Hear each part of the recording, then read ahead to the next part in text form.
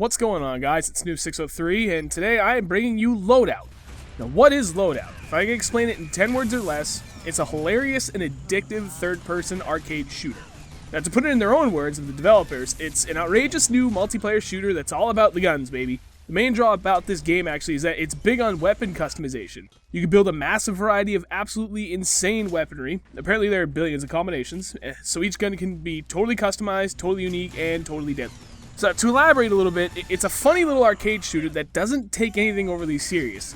The game is really small, it's got teams of 4 versus 4, and actually there are many different ways that you can play depending on what kind of gun it is that you end up crafting. You could be really aggressive in many different ways depending on the style of shooter that you use based on that ammunition, or you could be more of a passive player and you could use a gun that basically just shoots health out and you can heal your teammates. It's actually kind of fun, and by kind of fun I mean it's actually really fucking fun. One of the important things I always want to bring up when it comes to first-person shooters, or shooters of any kind actually, this is actually a third-person shooter, is the time to kill. And the time to kill in this game is actually pretty slow, depending on what gun you use, but the average weapon actually takes a little bit to get kills. Usually, you're seeing anywhere about 9 to 13 damage for your average gun per shot, depending on where you get a shot on the body, obviously. If you get a headshot, you get a little bit more damage per shot on target, which is always good. For some, that might make the game seem to play pretty damn slow. And it kind of does. It's a fair observation to make.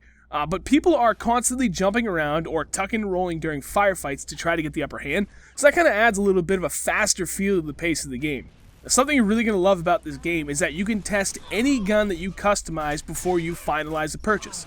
So whether you're using the in-game currency you've earned or something that you've paid for, it doesn't matter. You can get in and out of the test range pretty much immediately, unlike something in Battlefield 4 where the load times can be pretty severe if your system is a bit dated. But yeah, the test range is great because you can get in there, you can test out your weapon. There's several AI bots that are either stationary or running around, and there's one that's, they're basically all flat ground except for one guy. He's up in an elevated position that you can't get level with, so it allows you to test it from multiple ranges, as well as different scenarios and situations, so you can see how well it really works out for your particular playstyle, and then determine from there if you want to purchase it or continue to tweak and test. There are 4 mixed game modes as far as I can tell. I say mixed because there's really no set game mode that you go into as far as I can tell. Everything I've gotten into is you vote on what game mode you want to play next, and there's 2 options and then a random option. Whatever gets the most amount of votes is what you end up playing next. But essentially there's a TDM that's more like a kill confirmed from Call of Duty, a capture the flag type of game, something similar to Headquarters in Call of Duty, or Hotspot in Medal of Honor Warfighter. They're both basically the same thing. And one last game mode that's called Extraction, in which one player collects stuff to earn points for their team while the rest of the team defends you, or kills the other team to collect. I'm going to be very vague on all these on purpose because I want to keep the video short, and I'm going to cover those game modes in much greater detail in a separate video. So, by the title, I say it's actually a good free-to-play shooter. Why do I consider it a good free-to-play shooter? That is very simple. You do not have to spend money to have fun in this game. Or more importantly, to hold your own. I mean, there's different levels of what makes a game worth your time. Some people say, well, as long as I'm having fun, I don't care if I'm getting my ass kicked, I'm having fun.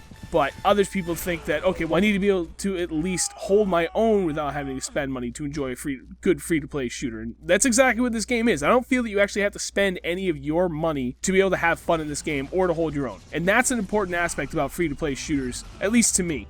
Now, the other thing is you can earn a good amount of in-game currency to spend on upgrades, and that's always good, but it's also actually really cheap to buy things if you want to kind of help speed up that process. But again, you don't have to, and that's what I like about this game. That's why I feel makes it a good free-to-play shooter.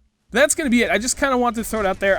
This is something I'm going to be playing a lot of and starting to post because it's a shooter and I like it. I'm always big on shooters, as you guys know. I actually posted this in the past, but that was during the beta, and at the time, the beta wasn't that good.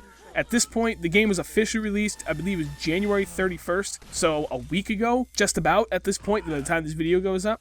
I've been playing it with Scanner Barkley a little bit since it's come out. The final build is so much better than the beta, which is really, really good to know because they've made progress and they care about the game, and I think they put out a really good product. So, if you're on PC, I really strongly suggest that you give this game a shot if you're interested in other shooters. It's a pretty small file size overall, so it's not going to eat up a ton of space on your hard drive. Highly, highly recommend it. You guys are going to see some more of this, some live comms, some funny mashups. I don't know. That's what I like about this game. It actually has a ton of potential with what I can do about it. And I don't have to be overly serious about it. It can just be all fun, which is really why I'm finding myself very attracted to it at the moment. Thank you guys for watching. Hope you found this at least a little bit helpful. Again, I'll have more videos explaining it, every aspect of it in greater detail coming out very shortly. Thank you guys for watching, and catch you later.